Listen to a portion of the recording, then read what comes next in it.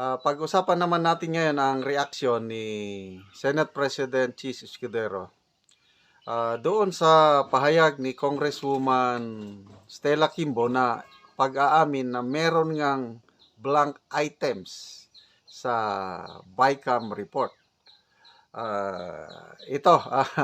Gusto kong i-share ang vlog ni Pinoy Views in Opinion na sinasabi nagpaawa effect na si Senate President Escudero, bakit daw binabatikos, na ginagawa naman nila ang trabaho nila, pinagpuyatan, etc. Okay, pakinggan natin itong vlog ni Pinoy Views in Opinion at dagdagan ko ng aking reaksyon. At parang nasunog po etong kilay na dato ni Senator Chis Escudero, mga kababayan, aka waiter, nung aminin mismo ng kasamahan nilang syunga. Na si Madam Stella Kimbo, mga kababayan, na totoong mayroong blanco doon sa bicameral committee report na pinapirmahan nila sa mga kongresista, mga kababayan. Taliwas ito sa naunang sinabi ni Chis Escudero na walang blanco. Ngayon, mga kababayan, napagmukhang sinungaling etong si kilay Chis waiter, mga kababayan, ni Stella Kimbo. Kaya bang ano-anong pagdadrama ang ginawa. Sabi niya, hindi niyo alam kung paano namin yan pinaghirapan. Pinagpuyatan daw, mga kababayan, at pinaglaanan talaga ng maraming oras sa kanilang mga staff o kanilang mga trabahante. Naghirap kami dyan, tapos babatikusin lang ninyo. Mio animal! Nagmamakaawa na, mga kababayan, na puyat na daw siya.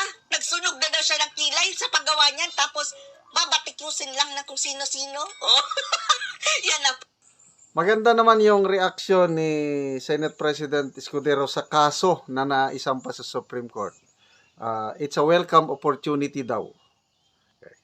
Itong ating mabuting kaibigan from Japan na si Madam Cecilia Adane. Pinapabati po raw niya ang kanyang mga mahal na kapatid, mga kababayan, na sina Annabel Adane, si Betty, Gilbert at Justin. Hello po raw galing sa inyong mahal na kapatid na si Madam Cecilia. Narito po ang video. Para sa akin, unfair comment at accusation yan, lalo na sa bigat ng trabahong pinagdaanan, hindi lamang...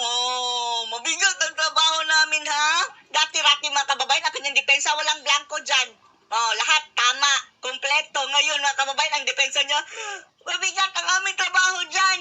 Ng mga chairpersons at mga vice chairpersons ng Senado ng Kamara, pero pati ng staff ng Senado at ng Kamara. Pati ang aming mga staff, naghirap dyan. Tapos babatikusin lang. Yan ang inyong depensa, waiter. Katumbas yan sa...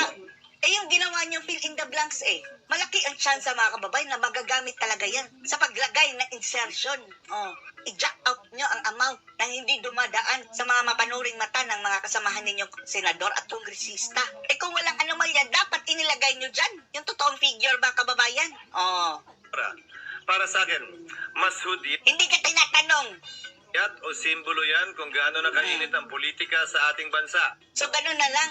Dahil sinasabi mo, namumulitik ka, i-absuelto na kayo sa inyong illegal na ginawa. Pati yung kasamahan mo si Piso Tanden, si Ping Lacson at Soto, sinabi ng mali ito, yung ginawa ninyo, kilay Escudero. Sa bawat isang bagay na lang, malaki man o maliit, ay pupunahin.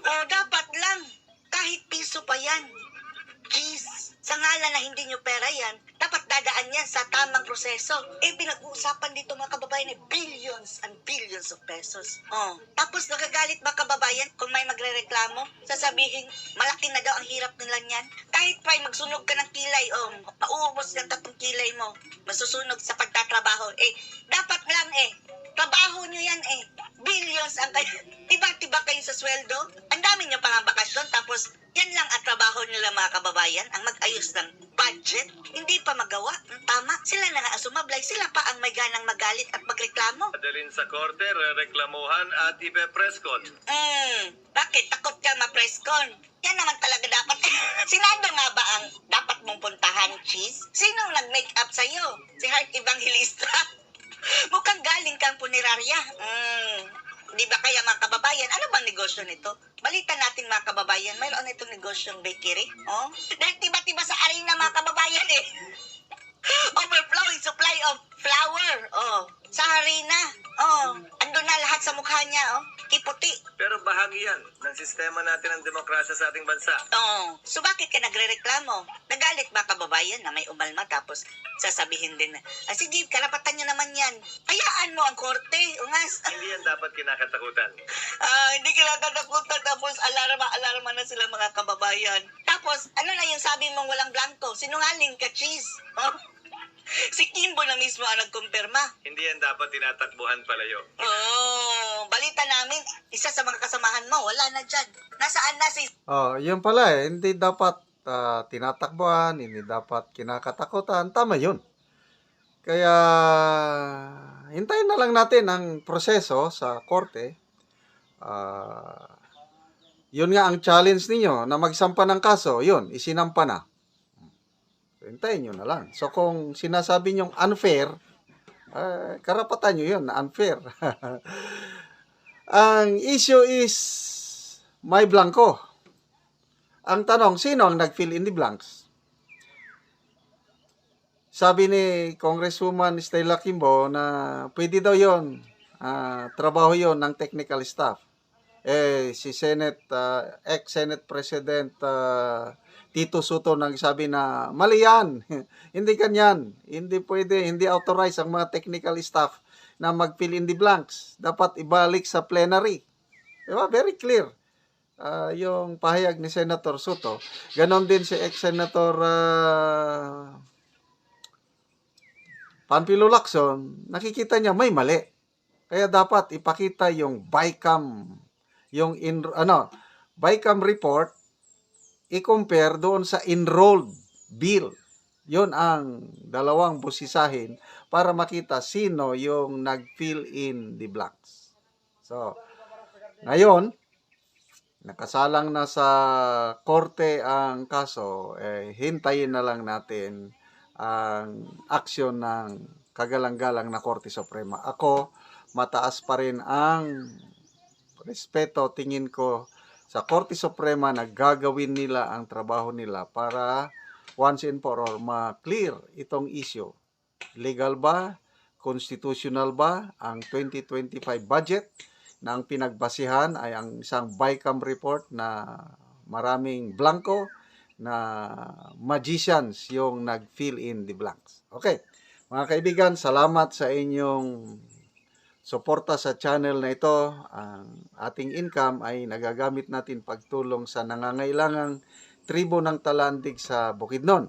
So, tumutulong tayo sa pagpapatayo ng kanilang bahay or pagre-repair sa mga sira-sira nilang bubong. At salamat, katulong kayo, kabalikat namin kayo sa pagtulong sa Talandig na tribo. Panoorin nyo ang video na ito.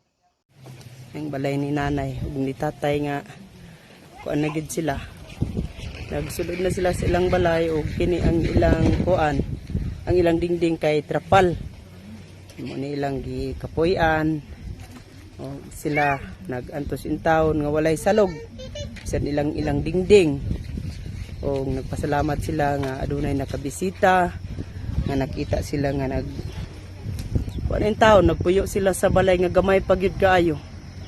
O gipambutangan na nila ang ilang atop sa kahoy kay karon aduna may mga hangin diri sa amoa ug mo ni ilang gihimo na lang nga ilang butangan ang ilang atop o kahoy aron nga dili mapalid. Pero